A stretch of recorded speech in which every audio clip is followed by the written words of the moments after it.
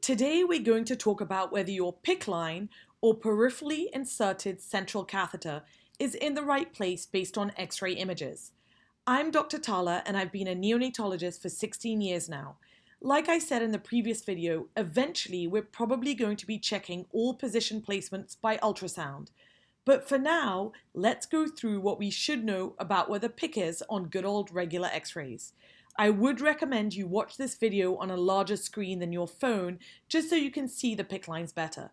Also, make sure you stick around to the end so that we can go over a couple of weird X-rays and a bunch of take-home points. Briefly, let's talk about the veins we usually use for PICC line placement. I won't go over scalp placement today because I feel like those are being done less and less.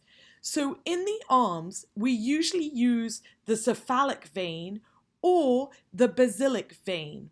Less frequently, the axillary vein is used.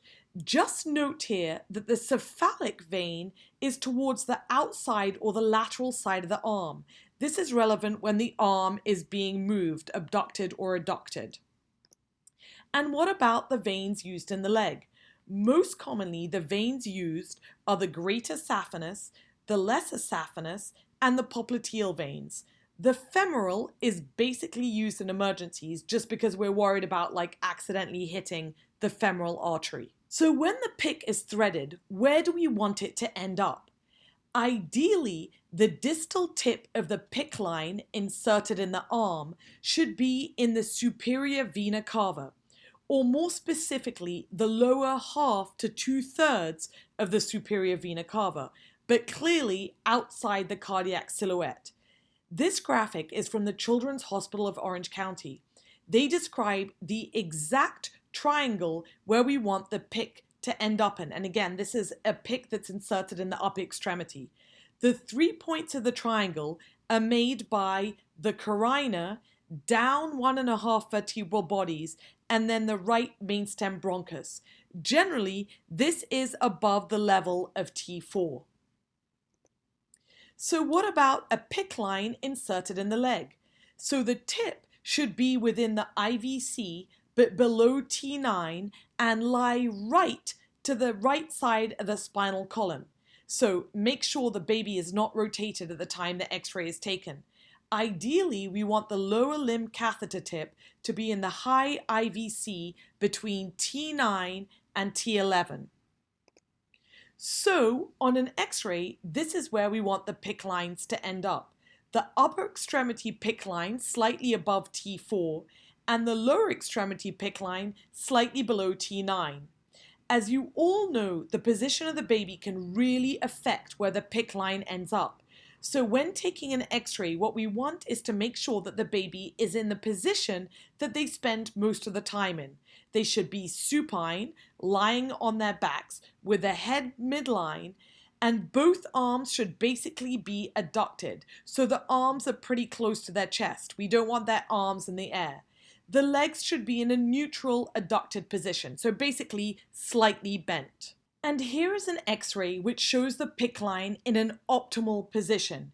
You can see this right PICC line in the SVC approximately 0.5 centimeters away from the cardiac silhouette, so just outside the border of the heart. I do just want to add something else here, something you all know, that PICC catheters can migrate. They can go deeper or come out, and most migration can occur in the first 24 hours. So even if you put a PICC line in and get an X-ray like this, which shows an absolutely perfect place, you still need to repeat this X-ray in about 24 hours or later, just to make sure it hasn't migrated. Then most units will check PICC line positioning about once a week or sooner with any concerns. Okay, what about this PICC line? As you can tell, this has gone well into the cardiac silhouette. So yes, it's way too deep. It's gone into the right atrium and needs to be pulled back. If this stays here, the catheter can directly cause necrosis of the endothelium, or more commonly, the fluid or the TPN or whatever coming out of the PICC can diffuse by osmosis through the wall into the pericardial space and cause an effusion and a tamponade. So yes, this is super dangerous and it needs to be pulled back. But you also have to realize that the position of the upper extremity PICC line also really depends on the position of the arm, which is why it's so important to get the x-ray in the position the baby spends most of the time in, which is usually with the arms mostly adducted or the arms by the side of the chest. So look at this top x-ray here with the left arm down, and you can see that the tip of the PICC line, it projects into the superior vena cava. But this PICC line and this x-ray, this was shot later in the day. Here, the arm is abducted. So you can see that the kind of arm is raised here. And you can see that this PICC line has moved deep within the right atrium.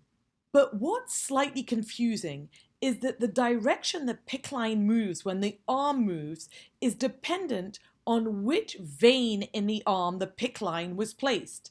I think the easiest way to think about it is how far is the vein from the heart and how much longer or shorter is it made when the arm is moved. So if the PICC line is in the cephalic vein or the outer part of the arm, then abducting or lifting the arm will bring it closer to the heart.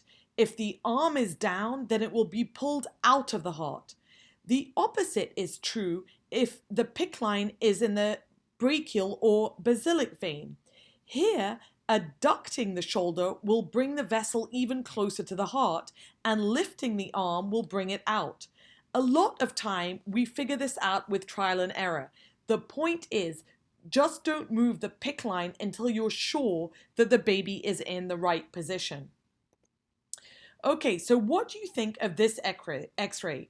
Once again, it has gone through the SVC and gone too deep. But weirdly, the PICC line has gone into the right atrium and is looping in there. Obviously, again, this needs to be pulled back. Well, this x-ray shows two PICC lines in non-ideal locations. The left upper extremity PICC tip hasn't made the curve into the SVC, and it seems to remain in the left brachiocephalic vein, so kind of right there. The new right upper extremity PICC tip, instead of going from the subclavian into the brachiocephalic and then falling down into the SVC, it seems to have turned upwards into the right internal jugular. We talk a lot about what to do with these lines. Sometimes when the lines are going upwards into the neck, we can pull it back just a little bit and it will fall into the correct vein. And then what about this left one? Do we use it? Well, when the catheters are not in the right place, there's definitely a higher chance of complications. So even though you could argue these veins are central, the catheters have a higher chance of breaking through the vessel and causing an infiltrate or even a thrombosis and malfunctioning. So if you are leaving a PICC line in the wrong place, be very, very careful. Let's talk about PICCs placed in the leg now. This x-ray shows a right lower extremity PICC with its tip within the inferior vena cava, to the right of the spine at the level of T11. So here is the last rib, so this is T12, so here is T11. This lateral x-ray also shows that the PICC is anterior to the spine, not in any weird vessels, at the level of T11. You can also see the UVC in this x-ray. It's probably somewhere in the ductus venosus. Look how anterior the UVC runs as compared to the PICC line. Now, what about when lower PICC line positions go wrong? Here you can see on both the AP as well as the lateral view that this right leg PICC tip is way too superficial, and it's projecting over the anterior abdominal wall, probably inside a superficial epigastric vein.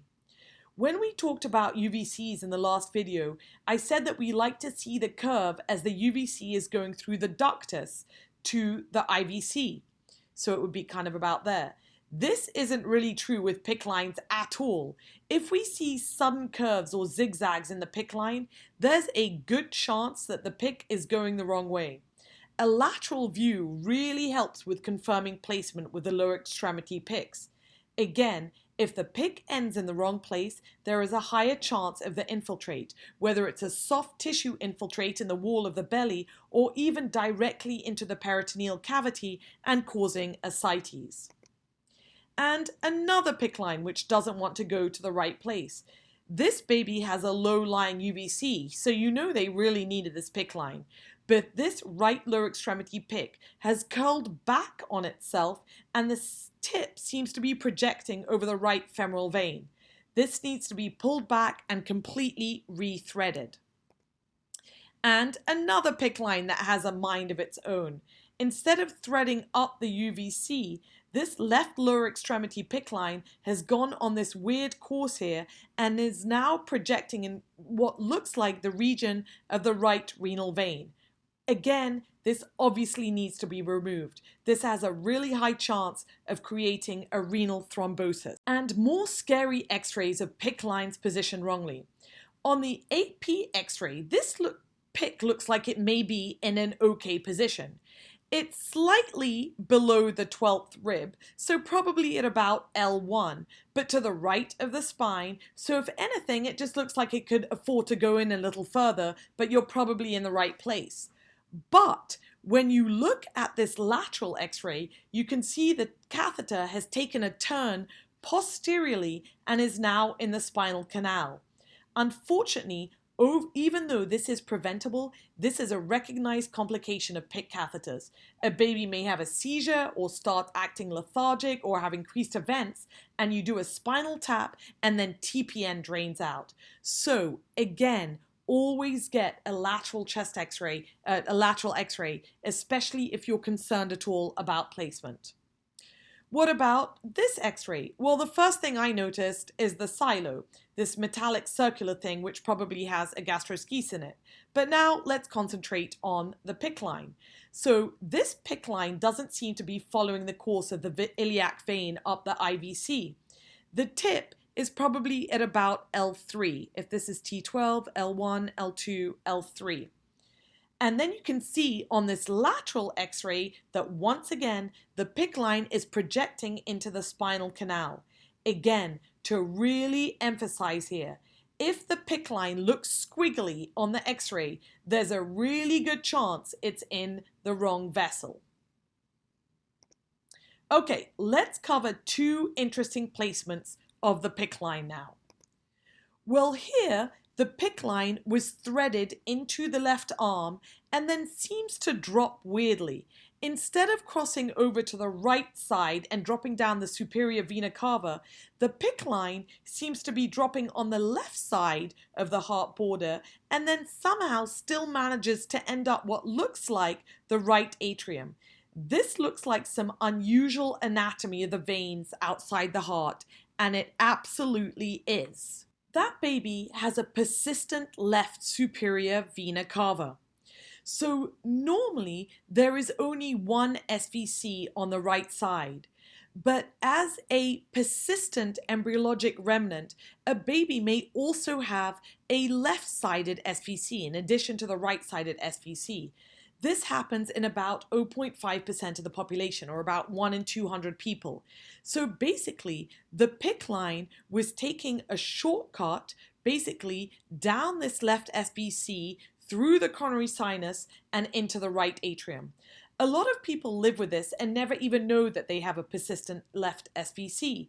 But if you see this on an x-ray, it's probably worth getting an echo or an ultrasound of the heart, because in about 8% of cases, it can be associated with congenital heart disease.